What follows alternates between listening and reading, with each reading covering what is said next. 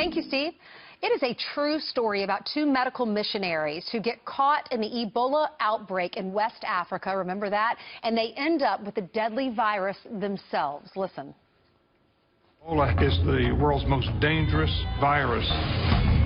The disease is out of control in West Africa. My phone rang, and Ken Isaacs said one of our doctors, Kent Brantley, has Ebola. David looked at me and he said, "You too have Ebola." There was a high likelihood our team members were going to die.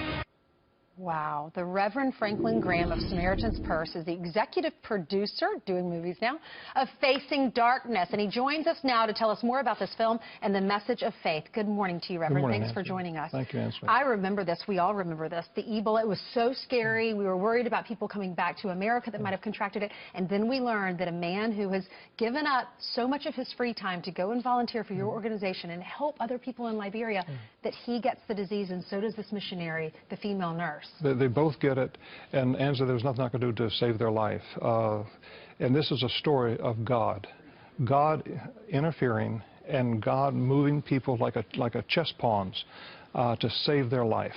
And so we wanted to document what God did and give him the credit for it. But God brought a lot of people together, and this is a story of many people coming together and God moving them to save the lives of these two.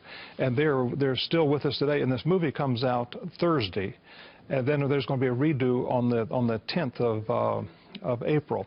But if someone wants to see this, they can go to facingdarknessmovie.com. And they can put in their zip code, and it'll show you where the theaters are in your area. 600 theaters across the country that are showing this. But it's a great story, and it's true, and these aren't actors. And yeah, these are the real people. You were following them through their diagnosis, right? Well, we had people in we will always send our cameras out when we have projects like this to record it. And so we had this recorded, and we just had a mountain of this video, and we thought, what are we going to do with it? And I just felt, and so did others, we need to show what God did. And do you see in the movie how they were diagnosed? Did they think they didn't have a prayer at that point, right? No, and I was working on a project up in Alaska, and when I got the call, and I went back home to North Carolina. And, you know, when you get Ebola, you have about 10 days if you're healthy. If you're not healthy, you may have about 4 days to live. They were healthy, of course, but the clock was ticking. Airlines wouldn't bring you back. We even had an insurance policy where a plane would go anywhere in the world to pick you up if you were sick. Well, when we told them that they were going to Liberia and we had an Ebola patient, they said, we're not going. I said, no way. And because there was a chance the pilot would get it or anyone on board would get it. When you got that phone call and you learned this is someone who is working for your organization, what went through your mind? It was probably the worst day of my life. And I told Dr. Brantley when I got to be with him about a month later. I said, Dr. Brantley, you're responsible for the worst week of my life. He said, well, my week wasn't much better. I'm sure. Okay, so let's talk about what God did in this situation. How did they survive?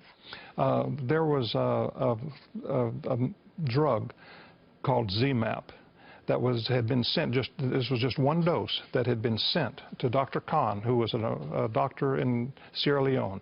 And the lawyers said, don't give it to him because it's an experimental drug. He died. And they brought that experimental drug over to Liberia for Dr. Brantley, and they said, this might help. And they gave him one of these bags, just out of a dose of 3, just one.